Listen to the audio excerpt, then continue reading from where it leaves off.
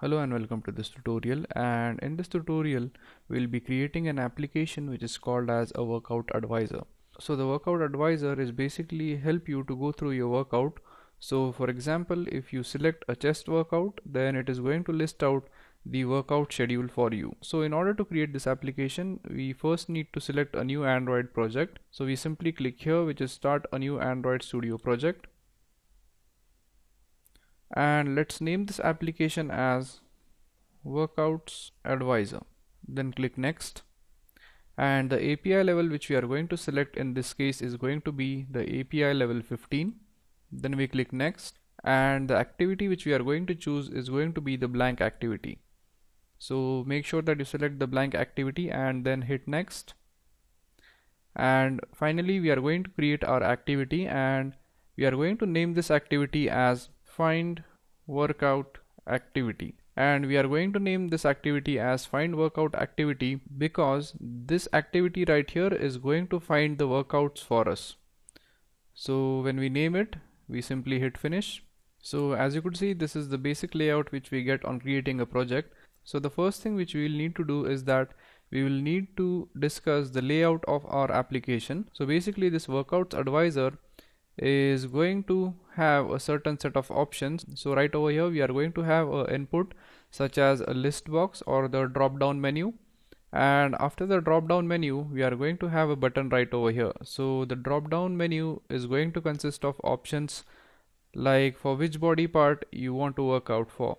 So for example, this drop down menu will contain options like chest, legs, biceps and triceps, and then we are going to have a button right over here. So when we select an appropriate body part and when we hit the button right here, it is going to list out the workouts which we need to perform. So without wasting any time, let's go ahead and create the layout for this.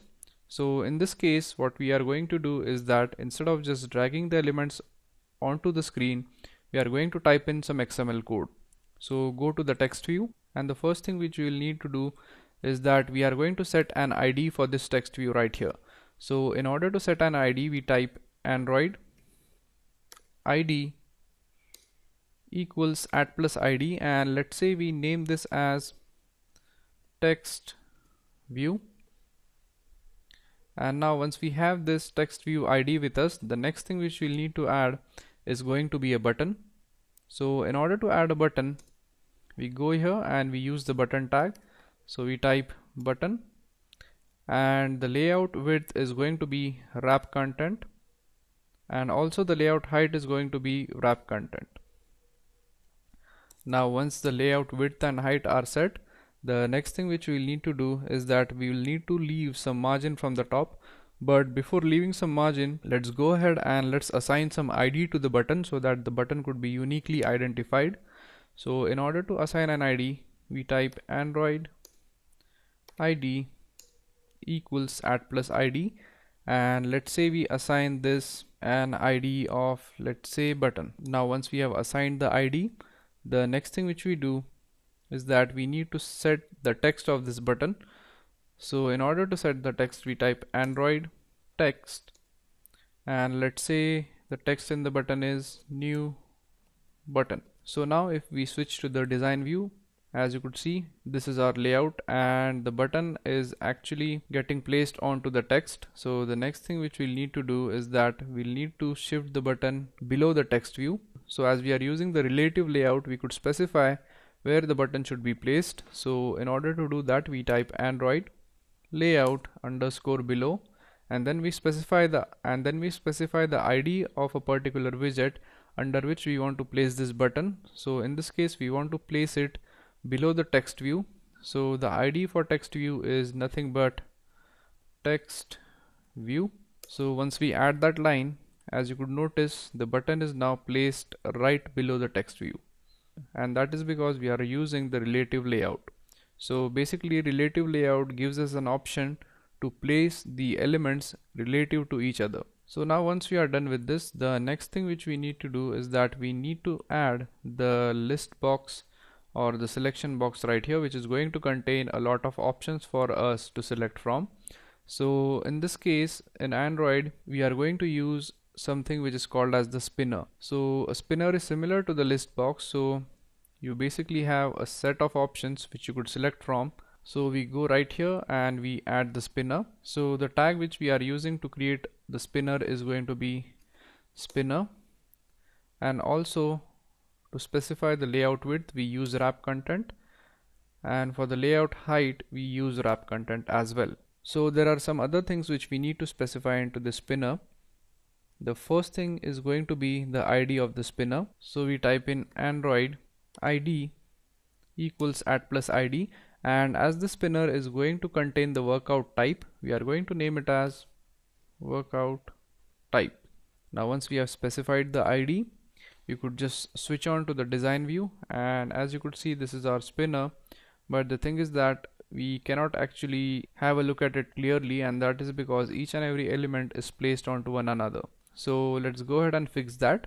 So the first thing which we'll need to do is that you'll need to leave some margin for the spinner from the top. So in order to leave some margin, we type Android layout margin top, and from the top, let's say we want the margin to be 35 dp.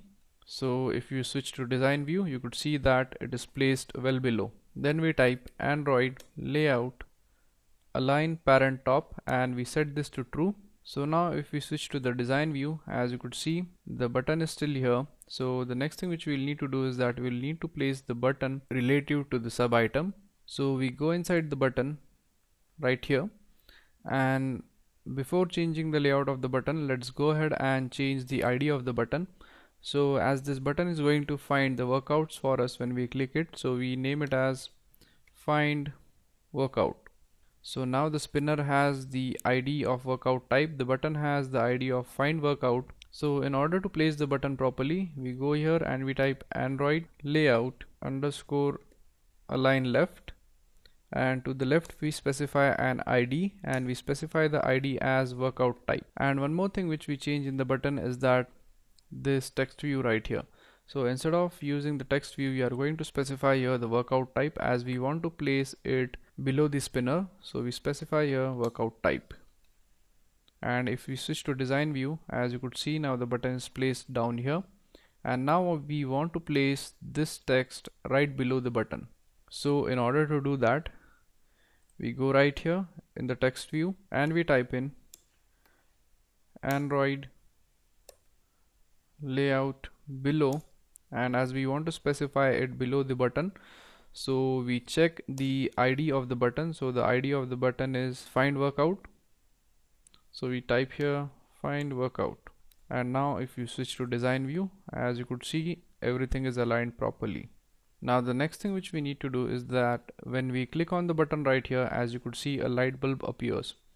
So the thing is that you need to set the reference to this button right here. So in order to add a reference to this, we simply click right here, then we click on this arrow and we type in extract string resource, and we name this resource as find workout, then we hit enter. Now the next thing which we need to do is that we need to add a string reference to this hello world or the text view right here.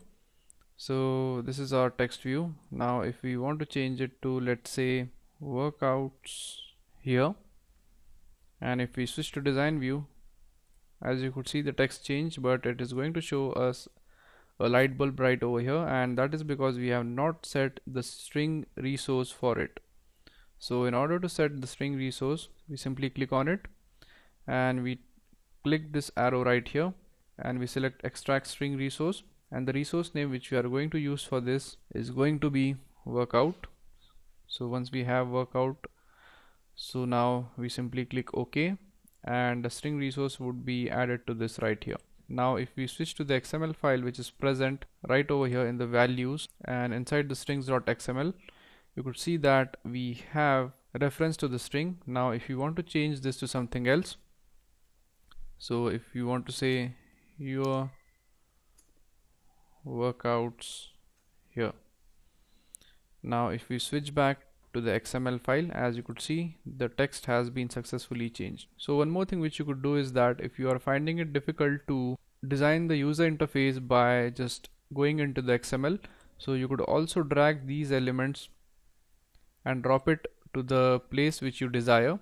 So for example, if you want to place it to center, we simply drag it and place it over here. So now let's save the code and let's try to run this application onto the emulator so as to check if we have performed everything correctly. So as you could see, our application has been started on the emulator. So it is displaying the name Workouts Advisor, and here we have our spinner. So basically we have not yet added any elements onto the spinner. So in the next tutorial we'll be adding some elements to the spinner, such as the body part which we want to train, and then we have our button here, and here the workouts will be displayed.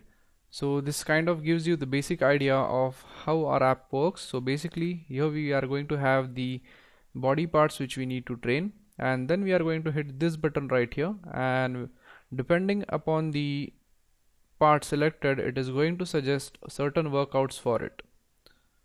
So that's it for this tutorial, and in the next tutorial we are going to add up the elements to the spinner so that we could have choices between them. And when we select a particular choice, and then when we hit this button right over here, we get the suggestions depending upon the option selected. So thank you very much for watching this tutorial, and I'll see you guys in the next tutorial. Thank you.